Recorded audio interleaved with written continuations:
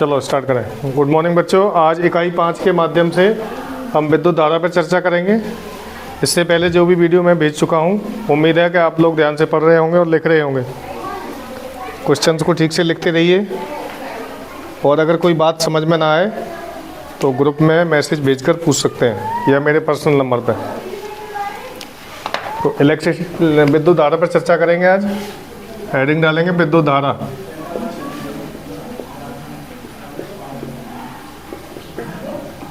किसी को मालूम परिभाषा? Yes sir. बताओ। किसी चालक में आवेश उत्पन्न करना विद्युत धारा कहलाता है। आवेश प्रवाह लिखो। किसी चालक में, चालक मीन्स तार है, कंडक्टर, और वो किसी भी धातु का हो सकता है, एल्युमिनियम, चांदी, सोना, लोहा या कॉपर।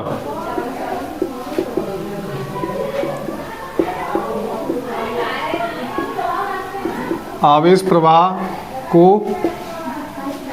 विद्युत धारा कहते हैं।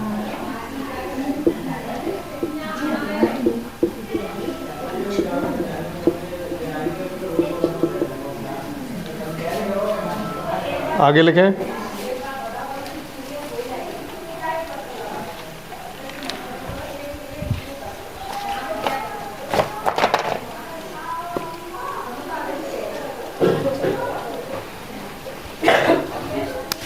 विद्युत सदैव इलेक्ट्रॉन्स के रूप में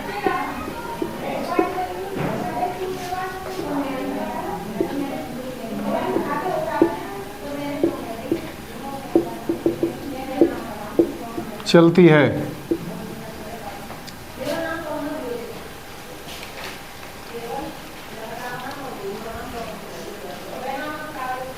किसी चालक में आवेश प्रवाह की दर को है, आवेश प्रवाह को है? आवेश प्रवाह की दर को। मैं सोच रहा हूँ।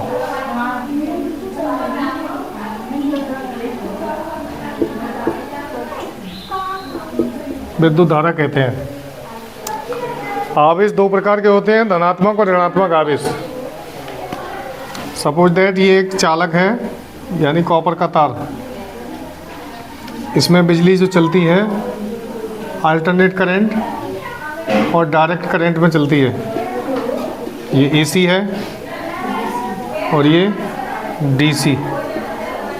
प्रत्यावर्ती धारा, बेटा बाहर क्या क्या ना शांति रखें। और दूसरी दिष्ट धारा।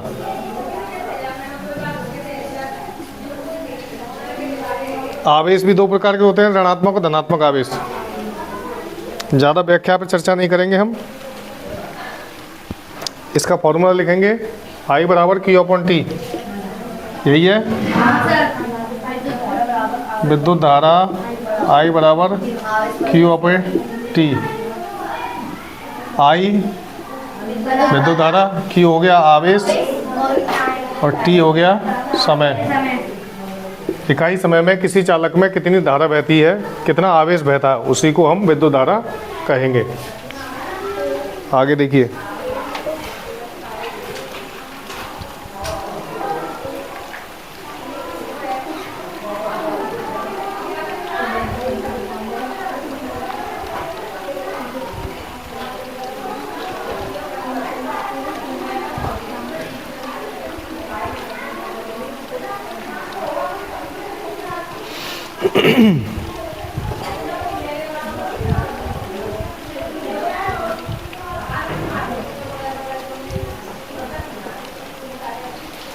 सुचालक और कुचालक समझें, विद्युत धारा में ही आते हैं ये भी।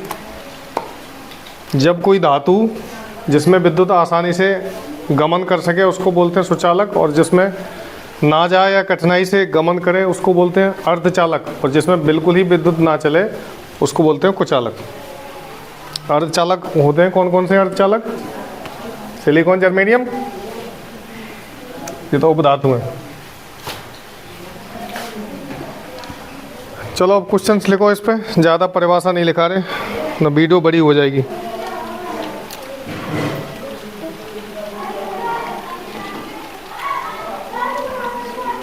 पहला लिखिए,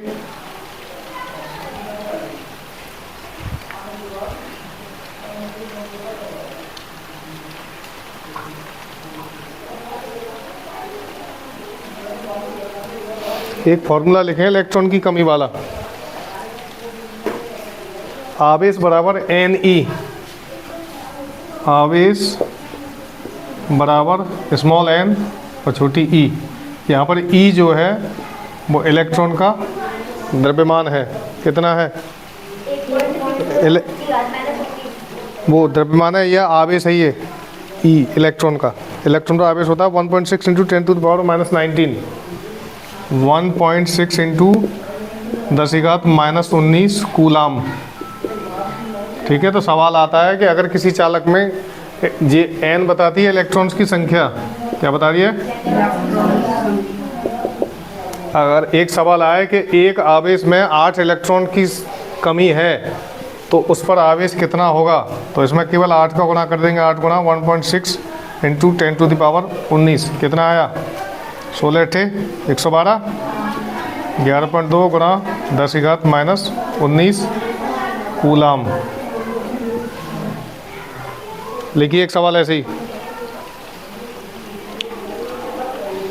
एक चालक में 5 इलेक्ट्रॉन की कमी है।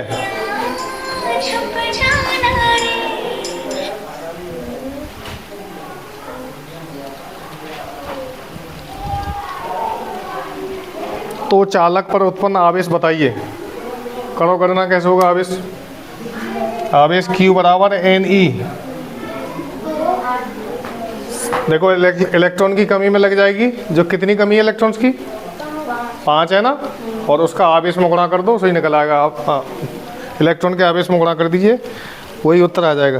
कितना आएगा? 8.0 को 8 बोलो, केवल 8 गुणा 10⁻⁻19 कूलाम। आवेश का मात्रक है कूलाम, ध्यान रखना। एक और सवाल कीजिए। देखो ये Q/T वाले सवाल सिखाते हैं, विद्युत धारा बराबर Q/T। इस पर न्यूमेरिकल्स आते हैं, लिखें सवाल लिखिए।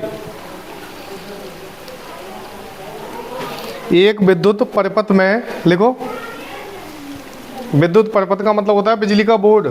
एक विद्युत परिपथ में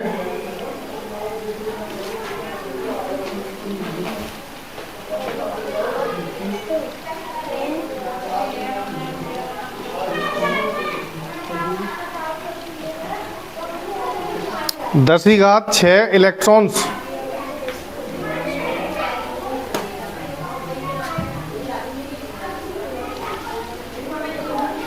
प्रति सेकंड की दर से प्रवाहित हो रहे हैं।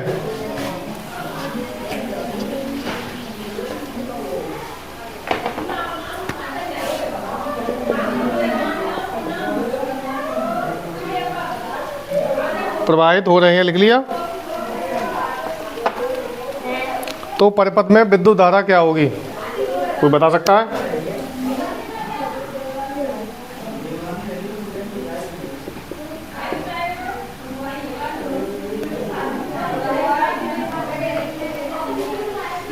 हाँ, कोई आइडिया है 9th वाले बच्चों को?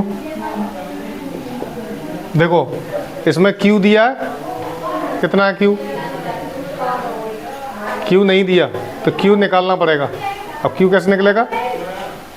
Ne से। कितने इलेक्ट्रॉन्स हैं?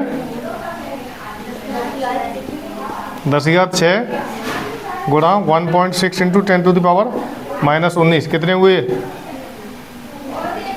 1.6। घात कितनी हुई? प्लस की 6 माइनस की 19 कितनी बचाई? हाँ, माइनस की 13 कितनी? तो ये Q आ गया। क्या आ गया? अब T कितना दिया है? समय दिया है सवाल में, प्रति सेकंड। प्रति माने 1 सेकंड, प्रति माने 1 सेकंड होता है। I बराबर Q/T कर देंगे। Q कितना है? 1.6 इंटू 10 टू द पावर -13 और समय 1 सेकंड। तो I आ गया 1.6 गुणा 10⁻⁻13 एम्पियर। समझ में आया? नहीं समझे? अगर इलेक्ट्रॉन्स की संख्या 2 दी हो तो हमें इलेक्ट्रॉन का आवेश हमेशा दिया जाता है, जैसे में उसमें G दिया जाता था, ग्रेविटेशनल फोर्स एडवांस में दिया जाता है। ये ज्ञात है हमें, ई का मान इलेक्ट्रॉन पर लगने वाला आवेश हमें ज्ञात है।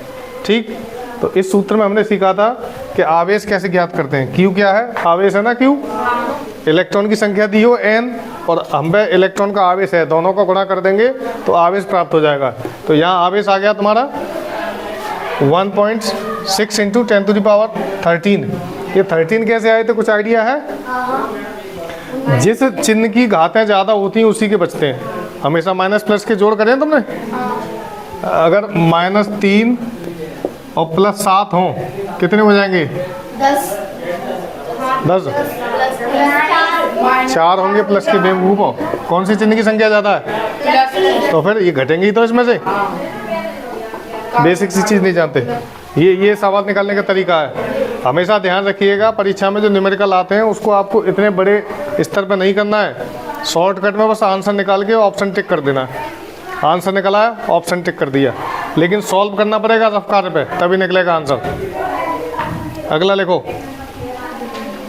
इसका उत्तर लिख दीजिए 1.6 इंटू 10⁻13 एम्पियर। ये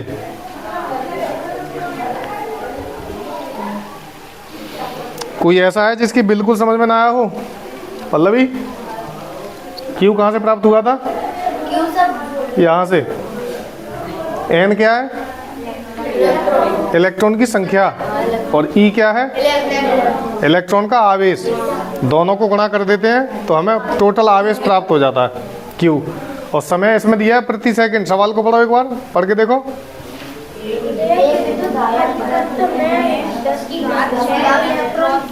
प्रति सेकंड आया शब्द? जहाँ भी प्रति सेकंड आया, प्रति का मतलब सिंगल होता है, एक सेकंड में, या तो प्रति सेकंड बोले या एक सेकंड। तो ये चीज़ें छुपी हुई होती हैं, इनको सवाल में से खोज के लाना पड़ता है। अगला लिखिए, ये देखो सादा है, इसमें क्यू डायरेक्ट दिया है।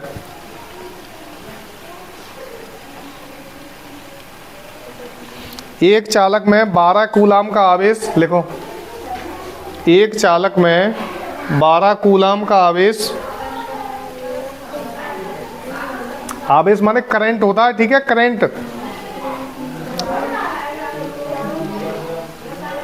3 सेकंड तक प्रवाहित किया जाता है। चालक में प्रवाहित धारा बताइए। ये तो इजी है। कितना हुआ? 1/4। देखो दोबारा फॉर्मूले पे आते हैं हम। क्यू कितना दिया है? 12 और टी 3, तो डायरेक्ट 4 आ जाएगा ना। 1/4 कैसे हो गया? 4 एम्पियर आ जाएगी। नहीं समझे? कोशिश करो समझने की। जो कूलाम में दिया है, कूलाम में वो क्या है? आवेश। और जो सेकंड में दिया है वो समय। अब भाग करो, कितना दिया आवेश? 12/3। 3 से 12 काट दो, कितने? 4। तो 4 एम्पियर। क्या आया? फिजिक्स में और केमिस्ट्री में मात्रकों का विशेष ध्यान रखना होता है आपको। बिना मात्रक की चीज़ बेकार है। अगर तुमने मात्रक नहीं लिखा तो सामने वाला समझ ही नहीं पाएगा कि इसने कैलकुलेशन क्या की है, क्या चीज़ निकाली तुमने। हम यहाँ पे I = 12 लिख देते। I = 12, तो वो क्या समझेगा? 12 किलोमीटर सेंटीमीटर, 12 किलो। इसलिए मात्रक लिखना जरूरी होता है। जो भी मूल राशियां होती हैं उनके मूल मात्रक होते हैं हर एक के। समझ गए ना?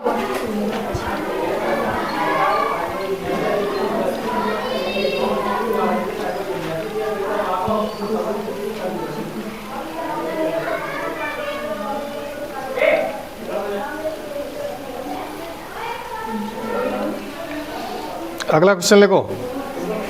2 फॉर्मूले के न्यूमेरिकल मैंने बताए, दोनों समझ में आए या नहीं? Q = N × E और I = Q/T। ठीक है ना? इसमें कभी कभी होता है कि Q छुपा रहता है, जैसे इस पहले सवाल में छुप रहा था, और समय भी छुपा हुआ था इसमें। दोनों चीज़ नहीं नदार थी। तुमकी जी कैसे निकला? केवल इलेक्ट्रॉन्स की संख्या दी थी। अगला लिखें, इनमें से कौन सा प्राथमिक सेल नहीं है? Primary cell.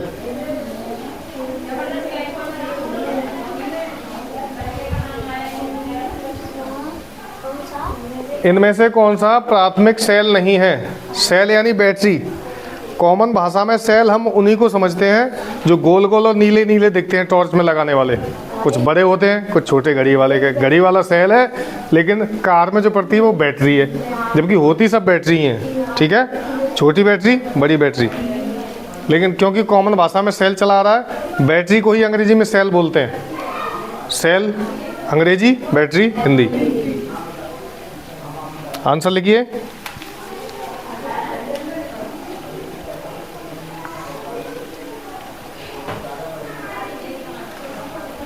सीसा संचायक सेल।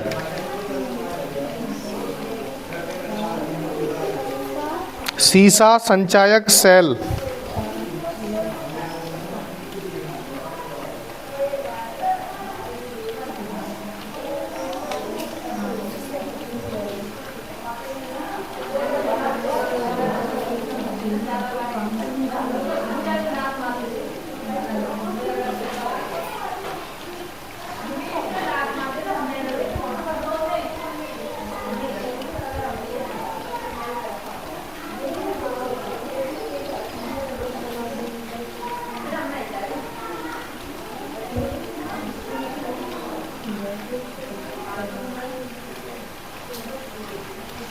अगला क्वेश्चन लेके, आदर्श वोल्ट मीटर का प्रतिरोध कितना होता है? अभी प्रतिरोध के सवाल और कराएंगे। R बराबर B अपन आई। R बराबर B बटे I।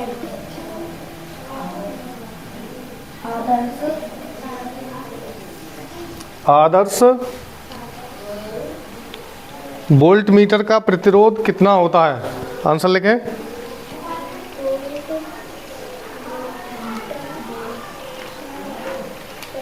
आंसर लिखें अनंत।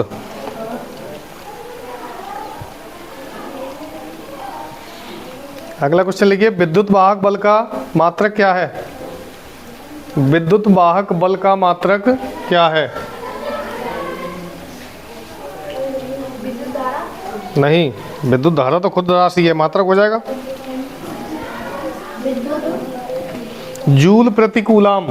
आंसर लिखें जूल प्रति कूलाम।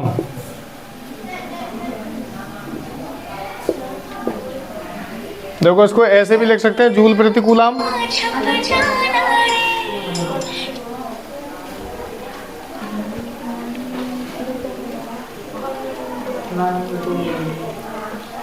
अगला लिखे, विद्युत वाहक बल का मात्रक क्या लिख लिया? कूलाम। अगला क्वेश्चन लिखिए, एक आदर्श अमीटर का प्रतिरोध कितना होता है? अमीटर या ए मीटर?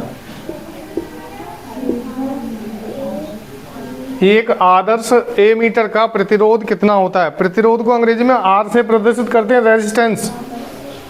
धारा प्रवाह का जब विरोध करता है उसे प्रतिरोध बोलते हैं। ठीक है ना?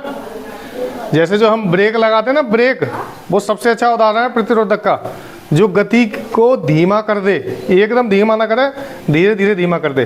तो जब किसी चालक में धारा बहती है तो उसके बहने को कोई चीज़ रोकती है, उसी को रेजिस्टेंस बोलते हैं, उसको बोलते हैं प्रतिरोध। जैसे हमने 440 वोल्ट अगर लट्ठे पर से तार डाला तो घर तक जो वोल्टेज पहुंचेगी वो 440 नहीं होगी, उसमें से कुछ वोल्टेज रेजिस्टेंस के कारण कम हो जाएगी, 300 या 350 या 200 250 पहुंचती है घर तक। देखा है तुमने? वो प्रतिरोध के कारण ही होती है। लिखिए अगला क्वेश्चन, इसका आंसर लिखिए 0। अगला क्वेश्चन लिखो तेजी से, शुष्क सेल में कैसी ऊर्जा होती है? कन्फर्म मालूम है? अगला लिखें, इसका आंसर लिख लें, रासायनिक ऊर्जा।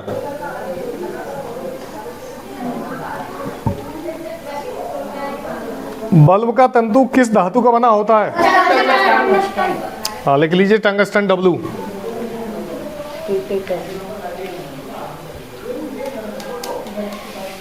अब सवाल लिखिए एक, यदि किसी चालक पर, चालक के सिरों पर, चालक क्या होता है? ड्राइवर, तार, धातु का टुकड़ा या धातु का तार, चालक के सिरों पर 12 वोल्ट का विभवांतर है।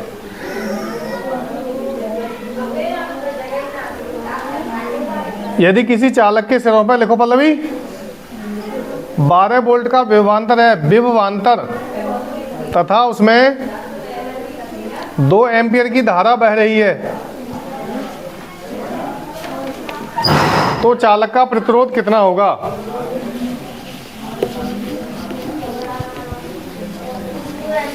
की धारा बह रही है तो चालक का प्रतिरोध कितना होगा? देखो इसी पर आधारित सवाल आते हैं। रेजिस्टेंस का सूत्र है R बराबर V अपॉन I। प्रतिरोध बराबर विभवांतर बटे धारा, धारा या विद्युत धारा कुछ भी कह सकते हैं, ठीक है। अब हमारे पास 2 राशियां दी होती है, तीसरी निकाल रहे हैं। क्या क्या दिया है इसमें? वोल्ट में क्या है? वोल्ट में धारा है 12 वोल्ट, और धारा कितनी दी है? 2 एम्पियर। तो R कितना आएगा? 6 ओम। Very good. विद्युत विभवांतर का मात्रक ओम होता है, ध्यान रखना। इसका मात्रक क्या है? ये तो इजी है तो हमने निकाल लिया। अगर इसमें से धारा अलग से निकलवाते तो, अगर धारा नहीं दी जाती तो धारा में इस सूत्र से निकालनी पड़ती है, ये विद्युत धारा Q अपॉन T, ठीक है ना। एक राशि दूसरी राशि में छुपी रहती है, फिर उसको पकड़ के खींच के निकालना पड़ता है। चल बाहर चल। देखो आसुत जल होता है विद्युत का कुचालक या सुचालक? आसुत जल किसे कहते हैं? डिस्टिल वाटर, भाप को ठंडा करके किया गया पानी, भाप को ठंडा करके बनाया गया पानी, इसको बोलते हैं आसुत जल। सबसे विशुद्ध जल होता है, यानी वो सबसे ज़्यादा शुद्ध जल होता है, इंजेक्शन में डाला जाने वाला पानी। और बारिश का पानी और आसुत जल लगभग सेम कैटेगरी के होते हैं। आंसर लिखेंगे, आसुत जल होता है विद्युत का दुर्बल चालक। अब इसको समझ लीजिए आप।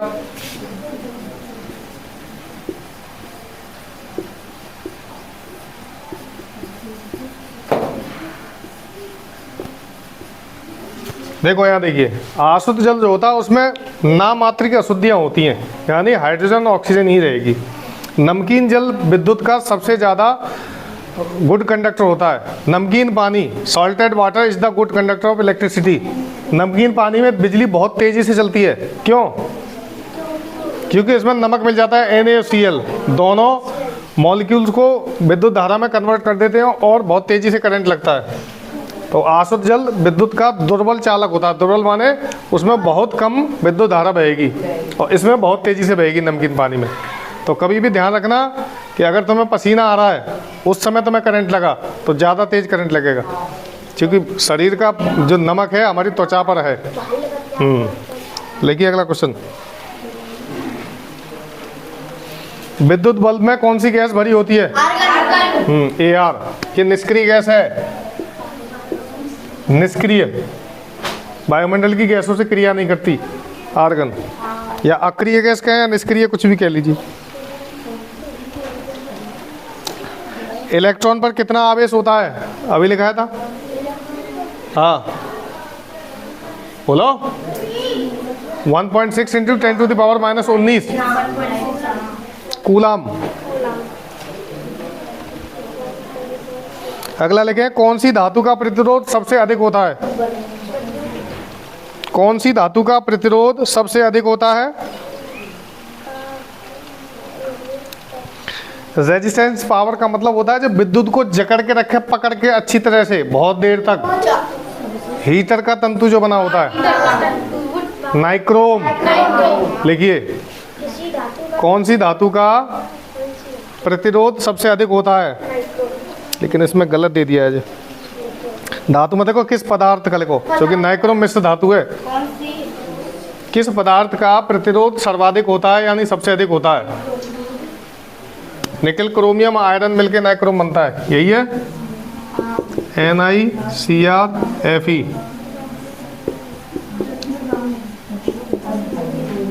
त्वरित चालक जो मकानों में लगे रहते हैं वो भी इसी धातु के बने होते हैं, ये मिश्र धातु के, नाइक्रोम के, ठीक है। त्वरित चालक के बारे में जानते हो?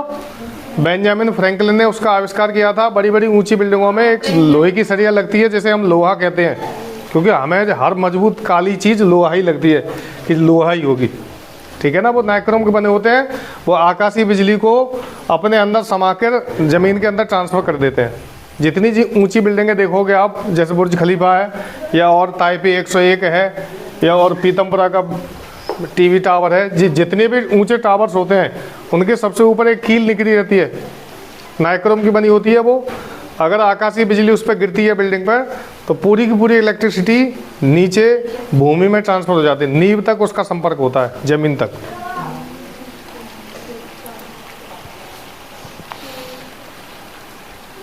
देखो, स्थिर ताप पर किसी चालक का प्रतिरोध किस बात पर निर्भर करता है?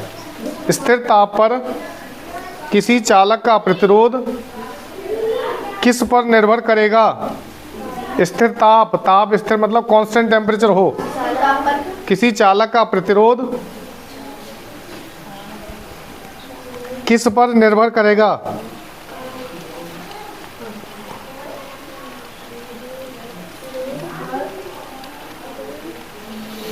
देखो, तार की लंबाई तथा मोटाई। देखो, इसमें मोटाई को कैसे परिभाषित किया है? तार की लंबाई तथा तार की अनुप्रस्थ काट का क्षेत्रफल।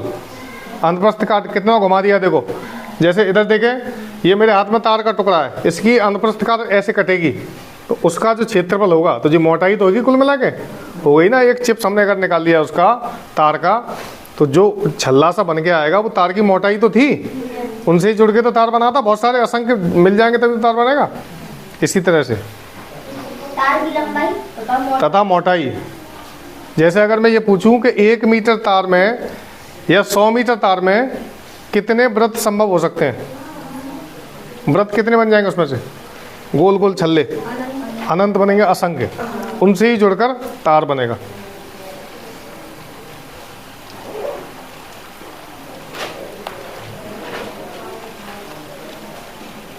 विद्युत धारा किस में मापते हैं? बताओ उमा। ए मीटर में। मात्रा क्या है विद्युत धारा का? तो फिर मापेंगे काय में? ए मीटर में। मात्रक में ही तो मापेंगे। दूध काय में मापेंगे? तो दूध का मात्रक, द्रव का मात्रक लीटर हो गया नहीं हो गया? तो मापने में कन्फ्यूज है कि काय में नाप रहे हैं। ए मीटर में विद्युत धारा देखते हैं।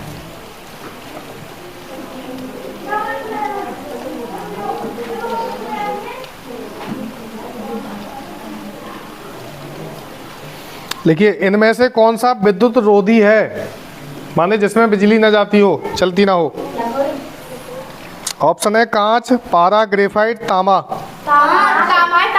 अच्छा, कहाँ चली गई बुद्धि तुम्हारी? तांबे में तो बिजली बहुत तेज से चलती है। विद्युत रोधी का मतलब जिसमें लाइट ना जाए, बेवकूफ। कांच है, इंसुलेटर।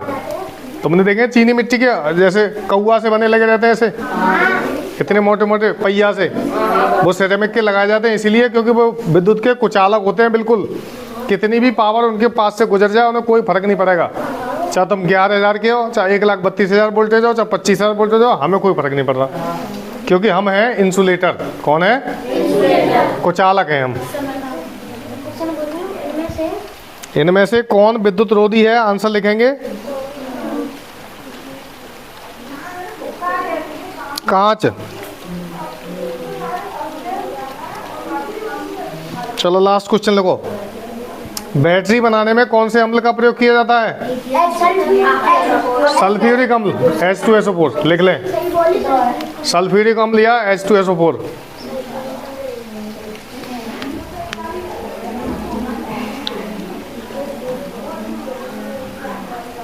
ठीक है, तुम लोग जितने भी क्वेश्चन लिख पाए, हो सकता है तुम्हें कुछ आ रहे हो या ना आ रहे हो, जितना भी समझे हो उसके लिए थैंक यू। और वीडियो वाले बच्चे ध्यान से सुन लें। आप लोग काम करने के बाद मेरे पर्सनल नंबर पे यस या नो लिख के भेज दिया करो कि सर हम काम कर रहे हैं या नहीं कर रहे हैं, ताकि मेरी मेहनत बेकार ना जाए। उम्मीद है आज के प्रश्नों से कुछ सीखने को मिला होगा। Thank you very much, good luck.